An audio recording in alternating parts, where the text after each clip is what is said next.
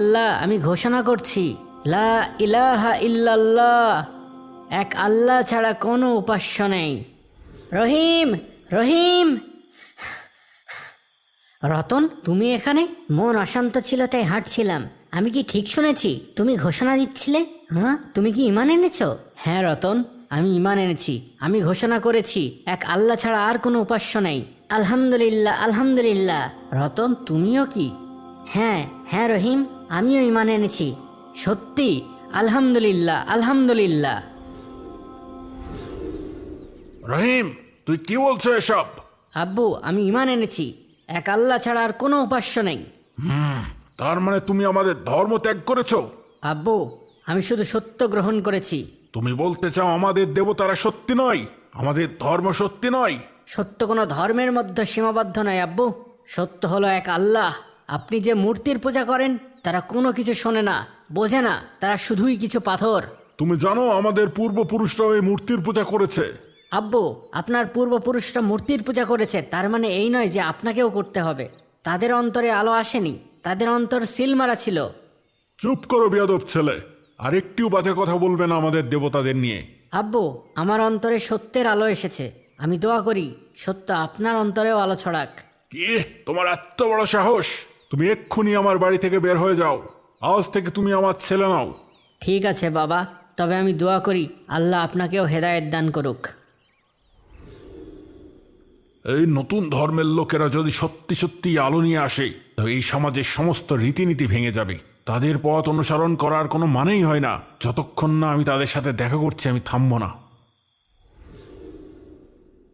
এটাই কি সেই জায়গা যেখানে নতুন ধর্মের লোকেরা থাকে? হ্যাঁ, এটাই সেই জায়গা। আপনি কার সাথে দেখা করতে চান? তোমাদের প্রধানকে ডেকে আনো। আপনি একটু দাঁড়ান। আসসালামু আলাইকুম। বলেন ভাই, কিভাবে আপনাকে সাহায্য করব? তোমরা কি আমাদের ধর্মকে, আমাদের ঐতিহ্যকে তছনছ করতে চাও? কেন তুমি এমন একটা ধর্ম প্রচার করছো যা আমাদের সামাজিক শান্তি ও স্থিতি নষ্ট করবে? হে সলেমান মির্জা, আমি তোমাদের ধর্ম, তোমাদের ঐতিহ্যকে অস্বীকার করছি না, বরং আমি আল্লাহর পথে তোমাদের আহ্বান করছি, যিনি একমাত্র সঠিক পথ দেখাতে পারেন। এই পথই শান্তি এবং সফলতার পথ। তুমি যখন সত্য খুঁজে পাবে তখন তুমি নিজেই বুঝতে পারবে যে এই ইসলাম ধর্মই সঠিক। যত সব। এই আল্লাহর উপাসক এমন কিছু বলেছে যা আমার মনে ঘুরপাক খাচ্ছে।